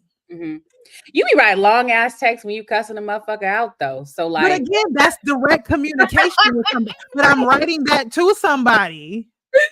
Right, because I done read some of them things. They long. So no, I'm kidding. So obviously it's not that I don't have the capacity to write at all, but there has to be a motive force. And for me, it's not intrinsic. It's not an intrinsic motivation. Right. And you did say you're a rage writer, like that. You wrote your dissertation because you were angry. So like there is something about that emotion that's productive for you. Yeah. Which is, but I think, we continue, know. Yep. Let's see. I used to write all the time. Now I write for my podcast so I don't angrily rant. Yeah. Just angry. I'll be angrily ranting. That is fun. Oh, is that despise writing with a vehement passion? See. That's and it's it's really just, I think that what it comes down to for Layla's situation is just the nature of writing and the job, right? That's like, it's just like in other capacities, you might be like, I'll never fucking write again, but like it's part of what it means academic in this setting. And so like that's why it's always like Yep. Well, I think that concludes our study portion of today. That's our study portion. Can you send me that like piece, that chapter that you were reading? Because I'm working on this ethics. So it's in the drive. I dropped the whole. I'll give you the page numbers are in our notes, and the whole PDF is in the drive. All right. Now, y'all, for the revolution portion, we have basically the theme of this portion is repression. And so we're going to start with this document. Can you share the document? This document called Marching Toward Violence, the Domestic Anti-Israeli Protest Movement, that by Ryan Malraux, but that it comes out of a think tank called Capital Research Center, which is quote unquote America's investigative think tank. And so how Capital Research Center describes itself as, it was established in 1984, so under Reagan, to promote, or the Reagan administration, to promote a better understanding of charity and philanthropy. We support the principles of individual liberty, a free market economy, and limited constitutional government. These are the cornerstones of American society. So typical conservative bullshit, right? Now, this particular document is basically meant to call certain organizations supporters of terrorism. And this obviously is coming out of the recent campus protests and then broader society protests in support of Palestinians. And so, what do they say? How do they define pro-terrorism? So on page 10, what they say is, so I'm going to go back and read the conclusions reached by this report. But essentially, what are they saying terrorism is? They say, identifying a group as pro-terrorism is not done lightly. A group is designated as pro-terrorism only when justified by documentable evidence that it is beyond reasonable dispute. And so they say, for the purpose of this research, pro-terrorism is defined as endorsing, contributing to, or having substantive links to individuals or groups that commit violent and criminal acts to further ideological goals, or are associated with or inspired by designated foreign terrorist organizations, including governments that sponsors terrorism, such as Iran. So this is basically anti-communism in new clothes. As I wrote, I think in the epilogue of Black Scare, Red Scare, there was basically a seamless transition from anti-communism to anti-terrorism, with the anti-extremist designation in the middle that was applied to quote unquote Black extremist organizations, right? Like Black Panthers and the BLA. So it's the same type of logic, just in applied to different types of groups, and sometimes the same types of groups. And so these are the study reached 12 conclusions, they say, right? The first is that the current anti-Israel protest movement on and off the college campuses is driven by over 150 pro-terrorism groups. And the reason this was brought to our attention is because groups like the AAPRP, Black Alliance for Peace, Palestinian Youth Movement, Dream Defenders. So there's a lot of Black organizations. It's Black and Arab and Palestinian organizations are the primary. Students for Justice in Palestine is like their main target. Although AAPRP was in that central. Scroll down to the image. So in the central circle of hell, it was on one of the earlier. Yeah, right. You see, so their central groups are Students for Justice in Palestine, the People's Forum, Dream Defenders, and All African People's Revolutionary Ring of Fire, honey. So what do we notice? A Palestinian group. The People's Forum is linked to a communist group or the socialist group, PSL. Dream Defenders, a Black group, right? Or Black-led group. All African Revolutionary Party, a Pan-African group. And so that is not happenstance, y'all. That is not happenstance. Okay, so number one is, so the first conclusion I just read. Second is, the backbone of the protest movement can reasonably be characterized as Hamas. So what they're saying is that if it is that you are for Palestinian liberation, or if you participated in any of these actions, you necessarily support Hamas. For some, that is true. For others, it is not, but they make no distinction, right? Third is that the movement is increasingly militant and criminal. So again, in classic communist logic, they are linking dissent and criminality, right? To dissent against the US government is to be criminal. Number four is that some militants aspire to incorporate the campaign into a broader war on law enforcement, if not an insurgency. So again, this is that middle step of extremism. Part of how one transition from anti-communism to the quote unquote anti-Black extremism is through this trope of attack on the police, right? And so here we see that same type of logic, that part of what these groups want to do is kill the police, attack the police. And of course, this is their way of looping in like any abolition, any defund movements. Sixth is, some major groups and coalitions in the movement, including mainstream civil society groups, directly encourage and assist criminal direct action. So again, protests, blocking a freeway, they're calling these criminal direct actions, again, trying to establish in the mind of the public that people are breaking the law by exercising their First Amendment rights.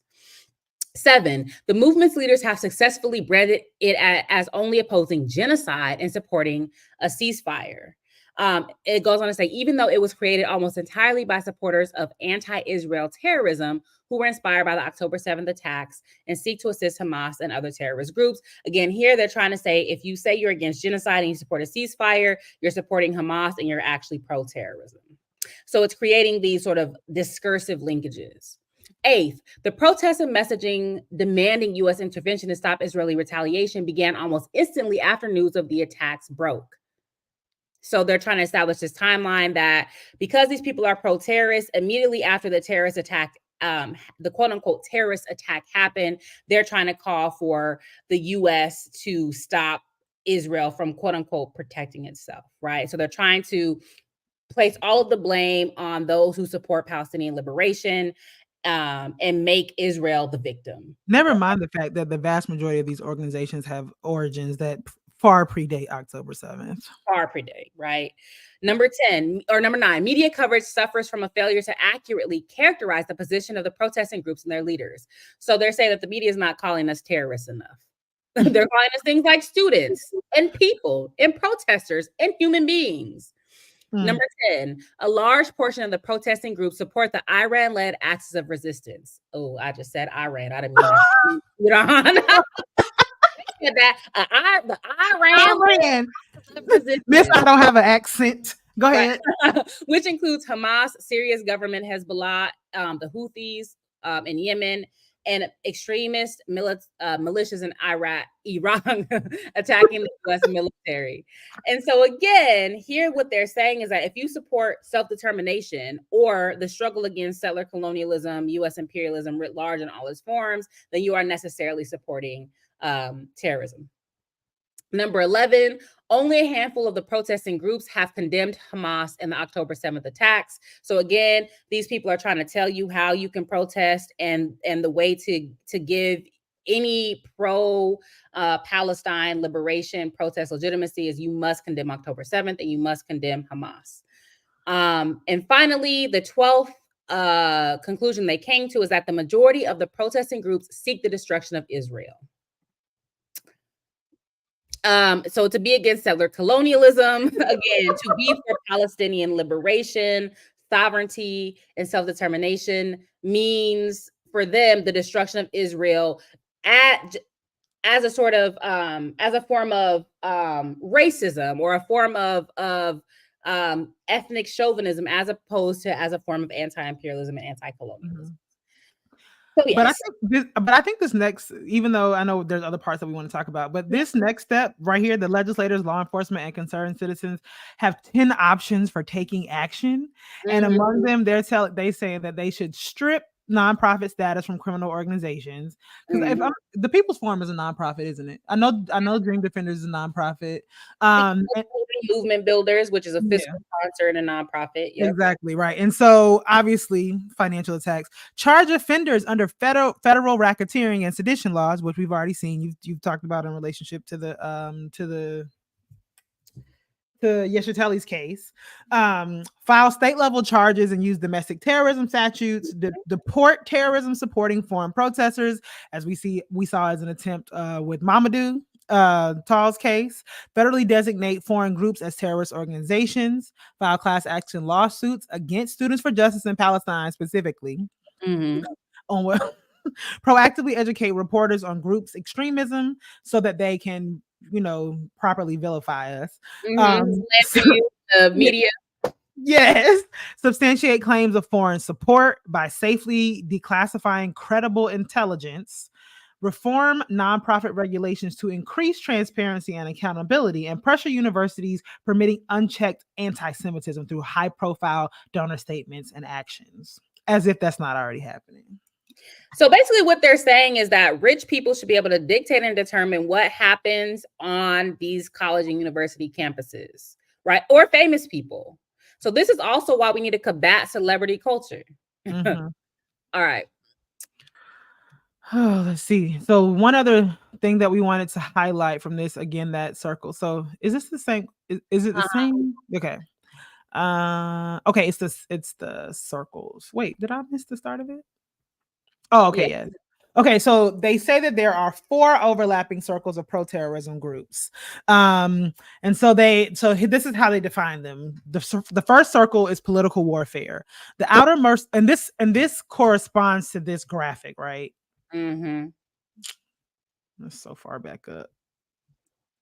Wait, I thought it was right next to So it. you got it. It's you got to go down. My Down. bad, y'all. No, it's all good. Okay, yeah. So this is what is explaining these circles, right? They're the people in the ring of fire, and then they're the people on the outside of the ring of fire, right? Okay. Mm-hmm. So political warfare. The outermost circle consists of the organizers and endorsers who are solely or almost solely focused on avoiding risk while conducting the delicate and pragmatic assembling and widening of the protest movement. These groups are also the ones most likely to transfer the movement's power into exercisable political capital. Mm-hmm. So in classical anti-communism, that outer circle will be called like fellow travelers. Those are the people who are actually, according to J. Edgar Hoover, the most dangerous because they have a veneer of legitimacy, right? And so that's how you expand the dragnet from the people you're actually targeting to the people who are perhaps sympathetic to, or have leanings toward, or have some connections with. So that's how you go from criminalizing, for example, communism to liberals. Then the second circle, the second line of the circle are supporters. The second circle glorifies, encourages, and facilitates illegal acts of protest of varying severity, depending upon the moral standards and risk tolerances of each group. So what is it? They give some examples of that: providing moral and political support, giving more direct assistance to criminal protests, and the results in direct action. So there's many examples of that, right? Mm-hmm. Let's see, where's number 3? So there's a long explanation of this, right? So number 3 is insiders. The third circle consists of groups and activists who hope to significantly escalate the severity of criminal protests on campuses and elsewhere.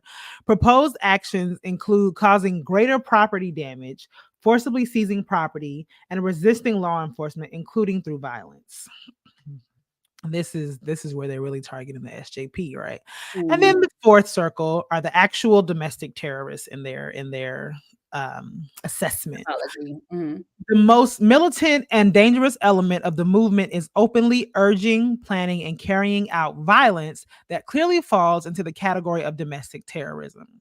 I'm gonna read this next one.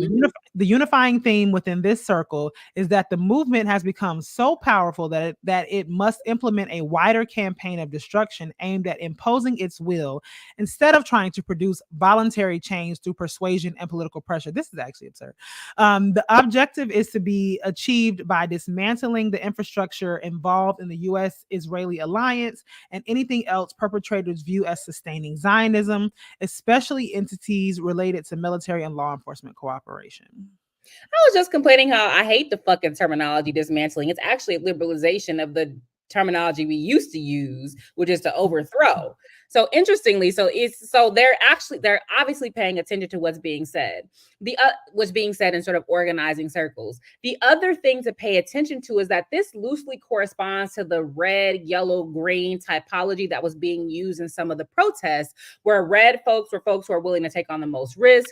Yellows were people who were, I guess, more dispersed from the protests, and green people were people who didn't participate but helped to uplift the cause in other ways. I might be butchering that, so people in the chat, if you can explain that red, yellow, green typology better, please do. But you see that it loosely corresponds. The more inward you get, the closer you get to the objective, the more dangerous you are, up to including calling you a domestic terrorist. And this is really, really important because as we see, by classifying this, so there's 150 organizations on this list that are part of the various rings, right? But by refocusing what domestic terrorism means, who's being let off the hook? The actual domestic terrorists, the white supremacists, the white nationalists, who like groups whose progenitors are Timothy McVeigh and the Oklahoma City bombing, right? So groups that sort of are offspring of those older white nationalists and white supremacist neo-Nazi formations. And so where is the report for those people who actually are committed to and armed for forms of domestic terrorism, right? So that's something I think that we need to keep in mind. It's not only the targeting of these groups, but it's also means you allow these other types of groups who also target the groups targeted in this document. You allow those groups to run roughshod and to actually link up with the military and the police to attack people who are for Palestinian liberation and by extension who are against U.S. imperialism and et cetera, Western domination, et cetera, et cetera. So that was one document. The second document, which we're not going to go as in depth in, is called Contagious Disruption: How the CCP, that is the Chinese Communist Party, influence and radical ideologies threaten critical infrastructure and campuses across the United States. And so this to me is an offshoot of, there was a New York Times article maybe last year that pilloried like the People's Forum, Code Pink, and certain organizations that were funded by this dude Singh. What was his last? That that had the Singham. They call him the Singham Network. So there's a man. What is his name? Somebody can drop it in the chat if I can't find it. But Roy. Okay, so these people are linked to Neville Roy Singham and his wife, Jody Evans, a power couple within the global far left movement with close ties to the CCP. So this report is meant to denigrate these organizations. Their primary targets are the People's Forum, the Answer Coalition, International People's Assembly, Al-Auda, New York, Al-Auda, National Students for Justice in Palestine, Palestinian Youth Movement, and Palestinian American Community Center, specifically the one in New Jersey. Mm-hmm. So this is more of a sort of directly sort of anti-communist, anti-socialist attack through what people are calling the new McCarthyism, or what we might call a new Red Scare tactic of connecting these people to the Communist Party in China. And again, making these connections are important. So the funding piece is important because that's how you get the IRS involved, and because that's how you establish other types of guilt by association. So that if it is that these people are receiving funds from an agent of China, right? Anybody else who donate to those organizations can then be under the right conditions, have their records checked by the IRS. Any organization that's receiving funding from one of these organizations can also be by association targeted and said to be some type of front. So the funding piece is actually really important. Mm-hmm. Because if you gave $25, for example, to People's Forum, and you're just a fucking random Joe Blow, you still can be associated with and therefore harassed because you gave money to this entity that has been characterized in this way. So this is how the dragnet works, y'all. Yeah. Okay. Is there anything else in particular we want to engage with this document, or are we going to keep moving? So that's it. That's okay. Yeah, more of the same. And then there was one more piece about Russian disinformation that had to do with Burkina Faso. It was focused on a group in Burkina Faso so let me pull up that article. Yeah. So Russia's latest target in Africa, US funded anti-malaria programs. So the TLDR on this is that basically it's being said that Russian disinformation and misinformation is being spread throughout Burkina Faso and by extension throughout the African continent about US-backed health initiatives. This one in particular is an anti-malaria program. And in the article, it draws a parallel between Russia now, what the Soviet Union ostensibly did to discredit the United States, claiming that the US helped to spread AIDS throughout the African continent. And so it's, again, in the popular imaginary, is drawing these linkages between Russia, which is so not communist, and the USSR. Mm-hmm.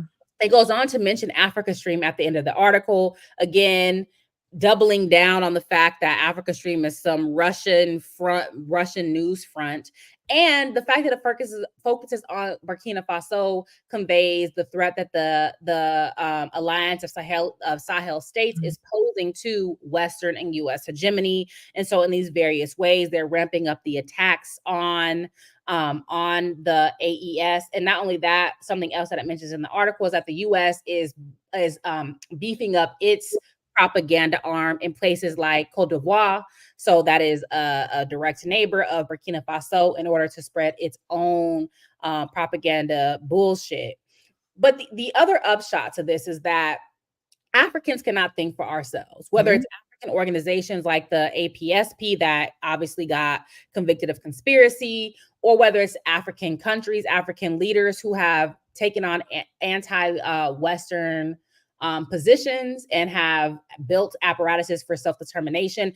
They're Russian fronts, right? It's Russia that's controlling these countries, because obviously we can't do anything for ourselves. We can't think for ourselves. We can't have our own analysis and critique. And so that is something that we need to keep in mind. That's the racist, anti-African undertone that is overlaid with the threat of invasion, right? The threat of overthrow because of the ostensible ties to Russia. So it's many of these things happening at the same time. All right. So we have two more things that we want to cover before we get out of here today. So one of which we actually meant to cover last week, but we forgot to do so. So I don't know if how many people are aware, but so October 2nd was, in addition to October 7th being the anniversary of a major moment, October 2nd was this 87th anniversary of Trujillo's massacre of nearly 20,000 Haitians in the Dominican border territories. Around that same time, there was a new vice minister of migration that was appointed. His name is Lee Ballister.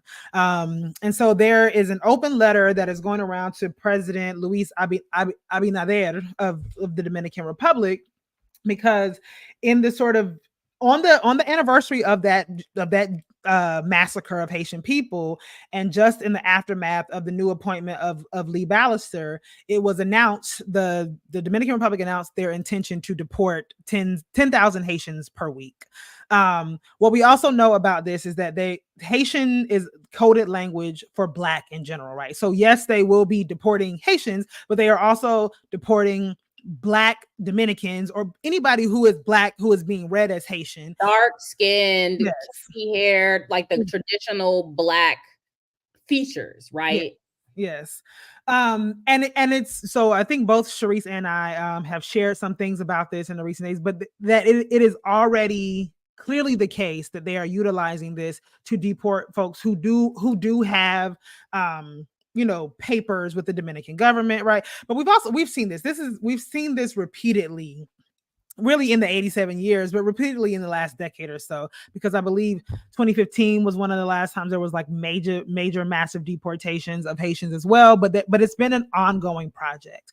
But what has happened, I think, in the sort of recent history is that with the announcement of this new vice minister of immigration or migration, there are beliefs that he has ties historically to the orchestration of political assassinations as well. And so the concern, obviously there's the basic concern, but then because of the particularities of this vice minister's political history, there's an even greater concern that really there are kind of no limits to what we will see coming out of this particular moment. And so there is a petition going around that has been made public now, that I'm gonna drop in the chat, opposing, making an appeal to Luis Abinader, who is the president of the Dominican Republic, to stop these. Obviously, I don't know that appealing to him as a person or whatever is even the point. But part of the point is to share this information and for us to constantly be aware of what is happening with Haitian people and Black people on the island of Hispaniola. As much as we are, concerned with what is happening in Palestine, what is happening in Sudan, what is happening in Lebanon, what is happening, right? But that this is a particular sort of, moment of intensification in the anti-Black, anti-Haitian program of the Dominican Republic that we need to be watchful and aware of. And so if you hopefully, so I think, so again, if folks are requesting access to the drive, everything that we have read and shared today is available in the drive. And so these are things that you can follow up with. Yeah, it is not. This is not the first time they've deported Afro-Dominicans on this I mean, it's always, so they always use the pretext of Haitians, but the thing about race and nation in the context of the Dominican Republic specifically is that Haitian equals Black equals African, right? And so those three things are inseparable. There is no real distinction between them, because in the sort of racial ideology and logic of the Dominican Republic, to be Black is to be Haitian, and to be Dominican is to not be Black, right? And so when they're talking about deporting people because they do not belong, the cover language is that they are deporting foreign nationals, right, who are Haitians. But the reality is that many of the people that they are deporting have never lived in Haiti, do not speak Haitian Creole, are not Haitian, are in fact Black Dominicans, and who may have like historical ties to people on the other side of the island through slavery, whatever, but they are not recent Haitian nationals in any regard. But even beyond that, this particular targeting and vilification of Haitians by the Dominican Republic has a very particular history that is rooted in Haiti's battle for independence, that is rooted in their decision early on to end the institution of slavery across the island, so much so that many Dominicans will ignorantly celebrate their independence from Haiti as opposed to their independence from Spain, right? And that is just a mind fuck if there ever was one. Yeah, and it's this particular iteration of deportation is particularly dangerous, given the reoccupation that is underway by the U.S. UN core group, and the types of draconian policies that are gonna result therefrom in the name of controlling gangs, et cetera, right? And so this is not, this reminds me of like when the US was deporting en masse like Salvadorian folks who had come here when they were children, or who had been here their whole lives, but were being deported to El Salvador for ostensibly being members of like MS-13 or having been members of gangs, et cetera, et cetera. It's this racist approach to upending and destroying people's lives because of their ethnic background, basically. Or in the case of the Dominicans who happen to be Black, it's not even their ethnic background, right? It's really their racial presentation. And so the DR has long been considered to have fascist leadership, a fascist presidency. And we often don't think about fascism in places like global South places or places of color, but it's actually very prevalent. But I think there's an interesting parallel with the DR in that I think in the same way that Israel is the U.S. strategic interest in the Middle East, the DR is the U.S. strategic interest in the Caribbean, and they've done that work very completely to remain there. I mean, it's a puppet force for the U.S., right? Like Colombia. Yeah. So that's it. So finally, we want to end with on a good note, y'all. We actually have despite all of the fuck shit happening in the world, we have to acknowledge the small victories along the way, and I do think that this is one of them. So I don't know, who cares, but we wanted to share the update. So those of you who have been following, this is probably not news to you. You probably already know this, but Mamadou Tall shared an update recently in regard to his pending deportation case and suspension from Cornell. It says, update. The last few weeks have been incredibly exhausting, and I am truly thankful for all the support. Where things are now. Cornell University has decided to allow me to remain an enrolled student, which will allow me to keep my visa and submit my thesis. This is a drastic shift from their position just 2 weeks ago, in which they were determined to see me removed from the US. We also know that there are several outside forces who are applying pressure to ensure my removal, but we have prevailed thanks to all those who wrote in, signed the petition, and applied pressure. Thank you. I think when Mamadou first posted this and I spoke with him, I think there was something like 10,000 signatures on the petition. He says, now going forward, there are still some lesser restrictions that I have to continue to fight to remove, but I no longer must do so under the threat of immediate removal from the country.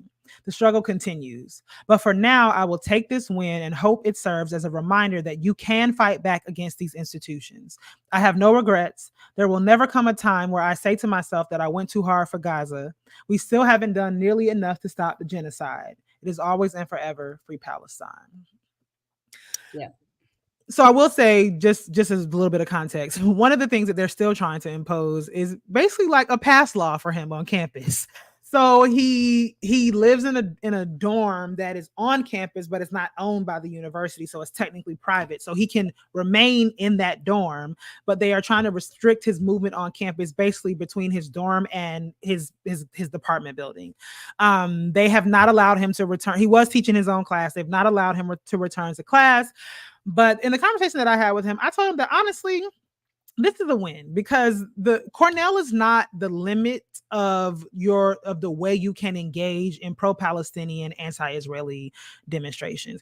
And to be fair, Ithaca is a shitty place to live, and he didn't enjoy living in Ithaca and didn't necessarily enjoy being there. And so to be able to continue, and he's done with classes anyway, so to be able to finish his dissertation, get his degree from this Ivy League school, and go on and go elsewhere is really, I mean, it's actually, I told him, like, if you really want to teach, you can teach at a community college. You can teach somewhere else. Once they give you that master's degree, which I think they're going to grant him within the year when he finishes his exams, you can do that, right? You can also engage in other demonstrations and other protests, and you don't have to be there, and you don't have to be confined to that. So, and a lot of people, I think, because of the what do you call it? Because of the isolating experience of graduate school for a lot of people of color, for Black folks in particular, a lot of people actually seek leaving the university in those dissertating years to finish doing their work. So in a lot of ways, this is kind of the best of scenarios, right? Because the fight was never really about Cornell itself, but it was about the ability to stay, and he has. So I think that, like I said, we have to celebrate the victories where we get them and acknowledge them. But yes, not but. Think about all of the energy this took. Yep. One person. Yep. And I don't think that Mamadou is singular, but Mamadou is particular. He is. He was in the Chronicle of Higher Education. He went on Democracy Now! He went on fucking Joy and Read. He is connected to not only people like me and Layla who are whatever, but like Robin Kelly and Gerald Horn and people who actually are very prominent, who I'm sure signed the petition. Mm-hmm. He went on numerous podcasts, like Millennials Are Killing Capital, that has hundreds of thousands or tens of thousands, I believe, subscribers. Like, think about all of that, right? It reminds me of when Du Bois got indicted. He talked about like the financial aspects of the defense. Like, and so much of his defense was people donated their time, and it still was cost prohibitive. And so think about if you're like just a regular degular with no podcast, no connections, no anything, yep. And the university is bearing down upon you. It took all of this, right, for Mamadou to be here, but still even have like restrictions. And that's just goes to show like what it means to be fighting on all of these fronts, right? Why it is that people are feeling tired, but why it is that even if you're tired, like, take a beat, we got to keep going, because this, again, it took all of this for one person, right?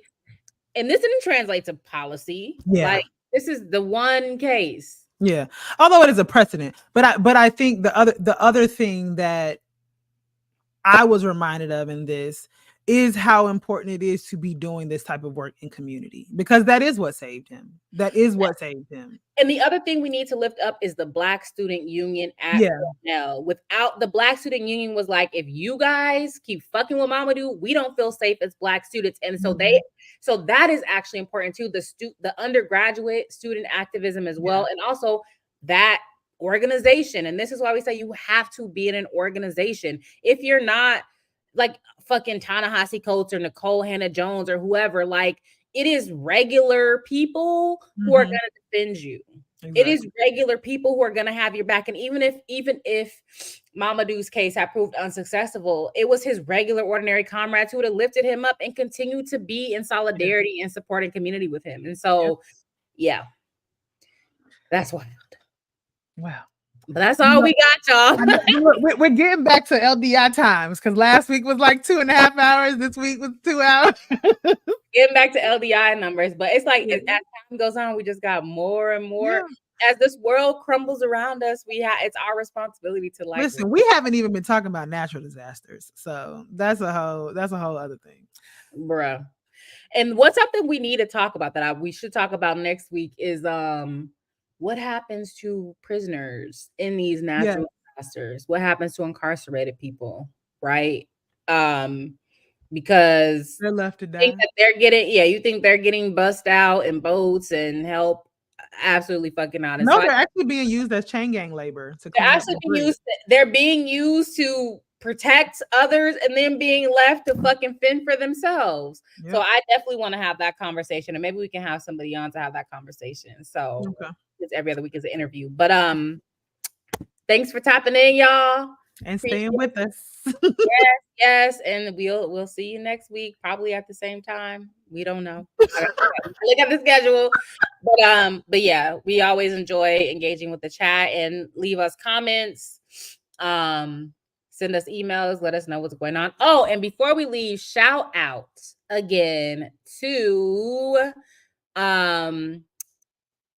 Sierra from who is Cherry Bomb C. Oh my God. Okay, yes. So Cherry Bomb C who's gonna help us with our intro. We are meeting with them soon to get that underway. So expect before the end of the season sometime, I don't know when, a bomb ass intro. Yep. All right, y'all. Peace. In stream. Oh, wait. Cancel.